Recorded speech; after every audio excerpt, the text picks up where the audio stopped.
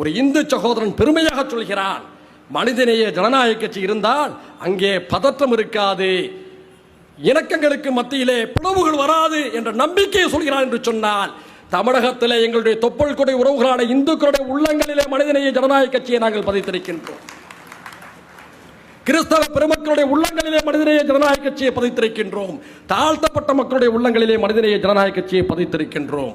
அது பல 100 கோடி ரூபாய் கொடுத்தாலும் கிடைக்காத ஒரு பொக்கிஷமாக நாங்கள் கருதுகின்றோம். குறுகிய காலத்தை எவ்வளவு சேவைகள்! இங்கே யாராவது மிராசுகள் இருக்கிறார்களா? பண்ணையாளர்களுடைய பேரப்பிள்ளைகள் இருக்கிறார்களா? ஆலை முதலாளிகளுடைய இரத்த பந்தங்கள் இருக்கிறார்களா? சாமானிய குடும்பங்களைச் சேர்ந்தவர்கள் இங்கு இருக்கிறார்கள். இவர்களை போன்ற சாமானியர்கள் தான் எதிரிலும் இருக்கிறார்கள். எங்களுக்கு அம்பானியை தெரியாது, அதானியை தெரியாது, கோத்ரேஜை தெரியாது.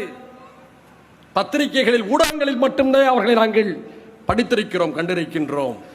ஏழை எளிய மக்கள், சாமானிய மக்கள், எங்களுடைய பணிகளால் கவரப்பட்ட மக்களுடைய நன்கொடைகளை கொண்டு இந்த மனிதநேய ஜனநாயக கட்சியை சிறப்பாக நடத்தி வருகிறோம்.